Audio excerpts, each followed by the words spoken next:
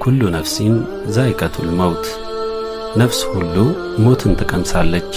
ይህ ዛሬም ነገም ለዘላለም ሁላችንም የማይቀርልን የማይለወጥ እውነታ ነው። የዛሬው ርዕሳችን ሁላችንም ሳንቀር ወደምናስተናግደው የዚያች ምስጢራዊ ሌሊት እውነታን ነው። በጥልቀት ልናስባት የሚገባን ጥርጥር በሌለበት ሁኔታ የምትመጣ መቼ እንደምትሆን ግን ከአላህ በስተቀር ማንም የማያውቃት ሌሊት ናት። የመምጫዋ ጊዜ በምንተነፍሰው እያንዳንዱ እስትንፋስ እየተቃረበ ነው። ታዲያ መቃብር ውስጥ እንደገባን መጀመሪያ የሚገጥመን ምንድን ነው? እየተከታተላችሁ ያላችሁት እስላማዊ ታሪኮች የሚቀርብበትን ፒስ ቲቪ ስቶሪን ነው። መሰል ስራዎች እንዳያመልጡ ቻናላችንን ሰብስክራይብ ማድረጋችሁን እንዳትረሱ። ዝግጁ ከሆናችሁ እንጀምር። እንደ አማኝ ሁላችንም የዚህች ዱንያ ህይወት ጊዜያዊ መሆኑን እናውቃለን። ሁላችንም የሞትን ጽዋ እንደምንኮነጭ ጥርጥር የለንም። ቤተሰቦቻችን፣ ወዳጆቻችንና ወዳጅ ዘመዶቻችን የጀናዛ ሰላት ከሰገዱብን በኋላ ወደ ቀብር ስፍራ ይወስዱናል። መቃብር ውስጥ ካስገቡን በኋላ ልባቸው በሐዘን ተሰብሮ አንዳንዶቹም እንባ እየተናነቃቸው ይመለሳሉ። ነገር ግን በቀኑ መጨረሻ ልጆቻችንም ወላጆቻችንም የትዳር አጋሮቻችንም ጓደኞቻችንም የምንወዳቸው ወንድሞችንም ሆነው እህቶቻችን ትተውን ወደ ቤታቸው ይሄዳሉ። በዚያች ጠባብ ጉድጓድ ውስጥ ብቻችንን እንቀራለን። ሁሉም ሰው ከሄደ በኋላ ነብዩ ሰለላሁ ዐለይሂ ወሰለም እንደነገሩን አንድ ታላቅ ጭመቃ አለ። ይህች ጭመቃ እያንዳንዱ ነፍስ የሚገጥማት ሲሆን ዱመቱል ቀብር ወይም የመቃብር ጭመቃ ትባላለች። እያንዳንዱ አካል በዚያ መቃብር ውስጥ ሆኖ የዚህን ጭመቃ ስሜት ይቀምሰዋል። ሆኖም በአላህ ሱብሓነሁ ወተዓላ አማኝ የሆነ ሰው ወይም ሙእሚን ሰው ይህች ጭመቃ ከረጅም ጊዜ መለያየት በኋላ ልጇን ለመጀመሪያ ጊዜ እንደምታገኝ እናት የዋህ እቅፍ ትሆናለች። ረጋ ያለች ውብ፣ በፍቅርና በእዝነት የተሞላች የመቃብር ጭመቃ በእርግጥ ይከሰታል። ነገር ግን የአማኙን ስብራት የማትፈልግ የርህራሄ እቅፍ ትሆናለች። ከዚያም በኋላ የወዳጆቻችን የእግር ኮቴ ድምፅ ከመቃብር ስፍራ እየራቀ ሲሄድ እንሰማለን። ያኔ ኃያሎቹ መላእክት ነኪርና ሙንከር ይመጣሉ።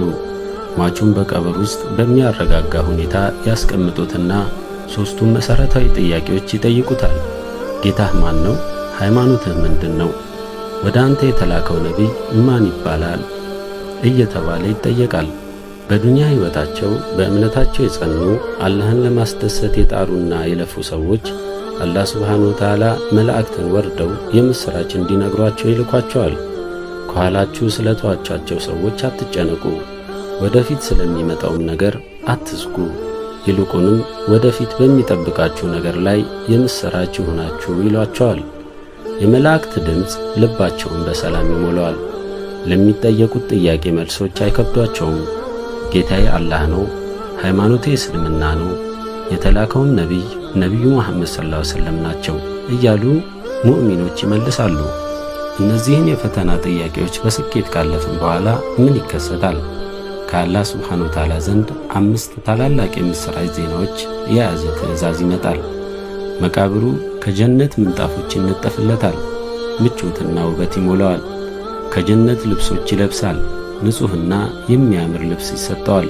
የጀነት በር ይከፈትለታል።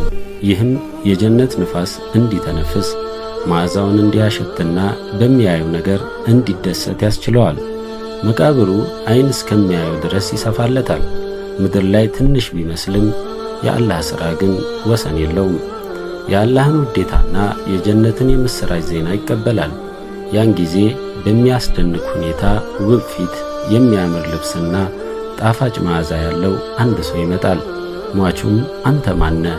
ፊትህ መልካምን ነገር ያበስራል ይለዋል።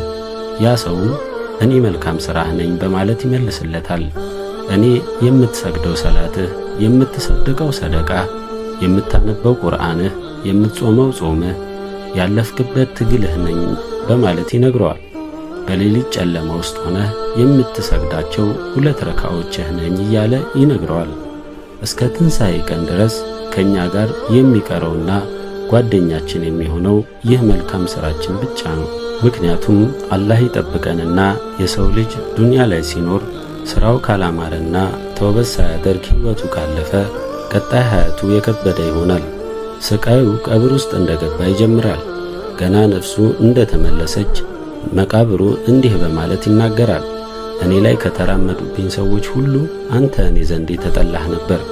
አንተ የአላህ ባሪያ ሆይ ከሁሉም በላይ የምጠላህ ሰው ነበርክ። ይህን ሁሉ ጊዜ ስጠብቅህ ነበር። ወደ እኔ እስክትመጣ ስጠብቅህ ነበር። ዛሬ ወደ እኔ ስለመጣህ ዋጋህን ታገኛለህ። ዛሬ እንዴት እንደማስተናግድህ ታያለህ። በዚያች ቅስፈት መቃብሩ ይህንን ሰው በኃይል ያቅፈዋል። የአንድ ጎኑ የጎድን አጥንቶች በሌላኛው ጎኑ ውስጥ እስኪገቡ ድረስ። ነቢዩ ሰለላሁ ዐለይሂ ወሰለም ይህንን በተግባር አሳይተውናል። የቀኝ እጃቸውን ጣቶች በግራ እጃቸው ጣቶች ውስጥ በማጣበቅ ዶመተል ቀብርም በምሳሌ አስረድተውናል። ቀጥሎ ነኪርና ሙንከር መላእክት በአስደንጋጭ ሁኔታ ይመጣሉ። ነቢዩ ሰለላሁ ዐለይሂ ወሰለም ስለዚህ መላእክቶች ሲናገሩ አይኖቻቸው እንደሚያንጸባርቅ መብረቅ ናቸው። ድምፃቸው እንደሚያጓራ ነጎድጓድ ናቸው። ጥርሶቻቸው እንደ በሬ ቀንድ ናቸው። ጸጉራቸው እግራቸው ድረስ ይደርሳል። በትከሻዎቻቸው መካከል ያለው ርቀት የብዙ ማይሎች ጉዞ ነው። በልባቸው ውስጥ ምንም አይነት እዝነት የለም። እዝነታቸው ለእውነተኛ አማኞች ብቻ ነው በማለት ተናግረዋል።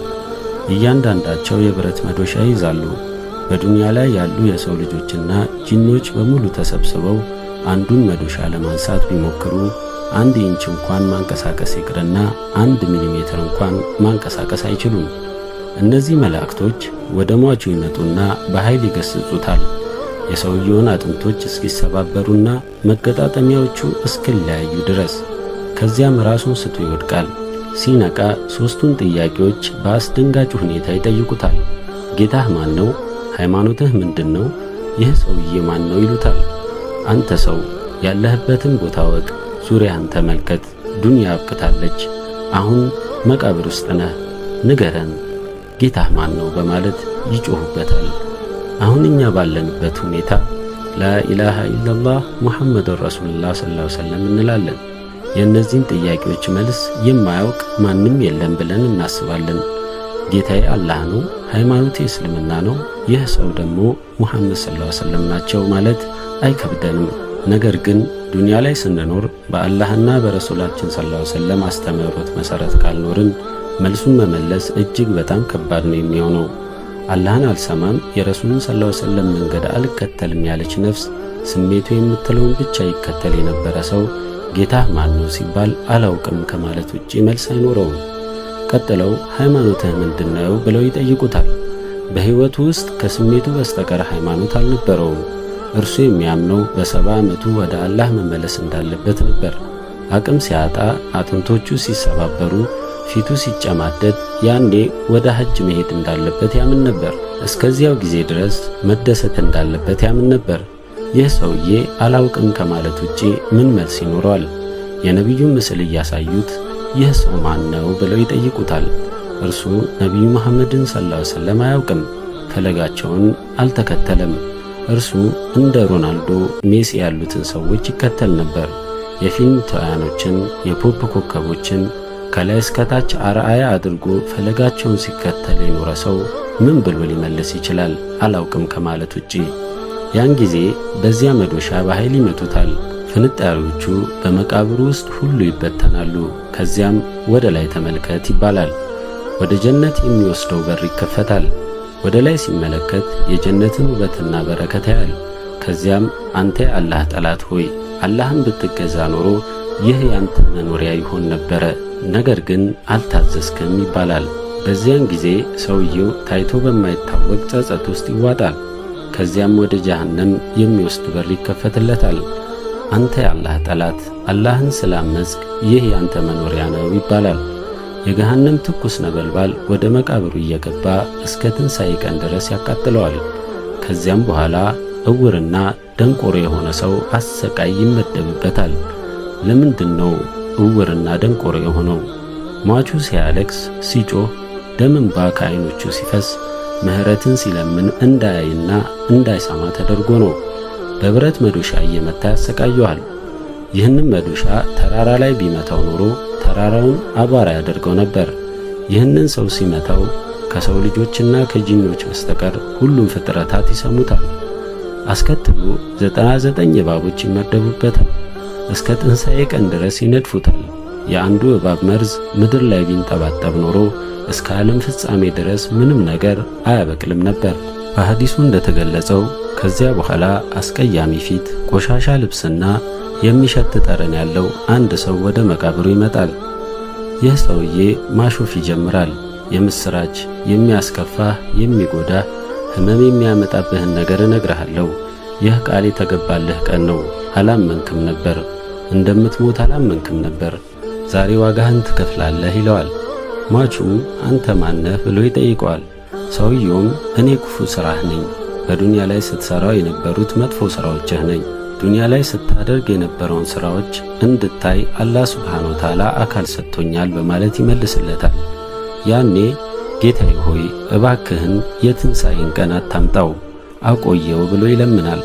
ምክንያቱም ከዚያ በኋላ የሚመጣው ነገር ሚሊዮን እጥፍ የከፋ እንደሚሆን ያውቀዋል። በዚያች መቃብር ውስጥ በእውነትም ብቻችንን እንሆናለን። ከእኛ ጋር የሚቀረው ሥራችን ብቻ ነው። ታዲያ ያኔ በሞት አፋፍ ላይ ሆነው ጌታዬ ሆይ መልሰኝ ከሚሉት ሰዎች እንዳንሆን ሁሌም ልንጠነቀቅ ይገባል። ጌታዬ ሆይ እባክህን መልሰኝ፣ ሂጃብ እንድለብስ፣ ሰላቴን በሰዓቱ እንድሰግድ፣ ሰደቃ እንድሰጥ፣ ቁርአን እንድቀራ፣ ለወላጆቼ መልካም እንድሆን እባክህን መልሰኝ የሚሉ ብዙ ሰዎች አሉ። ነገር ግን አላህ ሱብሓነሁ ወተዓላ ተከልከሉ፣ ይህ ንግግር እጅግ የተጠላች ንግግር ናት በማለት ቁርአን ላይ ገልጾልናል። ምክንያቱም አላህ ሱብሓነሁ ወተዓላ ለሁላችንም በቂ ጊዜ ሰጥቶን ነበር። ብዙ ትምህርቶችን ሰምተናል። ብዙ እስላማዊ ቪዲዮዎችን አይተናል። ብዙ የጁምዓ ኹጥባዎችን አዳምጠናል። እነዚህ ሁሉ ወደ አላህ ሱብሓነሁ ወተዓላ እንድንመለስ ማስታወሻዎች ነበሩ። እኛ ግን ገና ጊዜ አለኝ እያልን ራሳችንን እያታለልን ይሆናል። ከዚያም የሞት መላእክት ባላሰብነው ጊዜ በድንገት ይመጣል። በመኪና አደጋ፣ በድንገተኛ ሕመም ወይም በሌላ ምክንያት። ስለዚህ ያቺን የቅብር ሐያታችን የመጀመሪያዋን ሌሊት ከምንጊዜውም የተሻለች ሌሊት ለማድረግ የምንዘጋጅበት ጊዜው አሁን ነው። ያቺን ሌሊት ሊያበላሹብን የሚችሉ ነገሮችን በሙሉ ዛሬውኑ እናቁም። ወለድን፣ ቁማርን፣ አልኮልን፣ ማታለልን፣ ዝሙትን፣ በሐራም መነገድና መሸጥን፣ ዝሙትንና ሌሎች ወንጀሎችን በሙሉ አሁን እንተው። ረሱል ሰለላሁ ዐለይሂ ወሰለም በአንድ ወቅት በመቃብር አጠገብ እያለፉ ሳለ እንዲህ አሉ። በዚህ መቃብር ውስጥ ያለው ሰው ወደ ዱንያ የመመለስ ዕድል ቢሰጠውና በአንድ በኩል መላውን ዓለም የመውረስና በሌላ በኩል ደግሞ 2 ረካ የመስገድ ምርጫ ቢሰጠው ኖሮ 2ቱን ረካ ይመርጥ ነበር ብለዋል። ታዲያ አላህን ለሚፈሩና መልካምን ለሚሰሩ ሁሉ የቀብር ሐያት ሰላም የሞላበት ሲሆን ለአመፀኞች ግን ከባድ ፈተና ነው። አላህ ሁላችንንም የቀብርን ፈተና በቀላሉ አልፈን ከጀነት ሰዎች እንድንሆን ያድርገን። በቀጣይ ሥራ እስክንገናኝ ወቢላሂ ተውፊቅ ወሰላሙ ዐለይኩም ወራህመቱላሂ ወበረካቱ።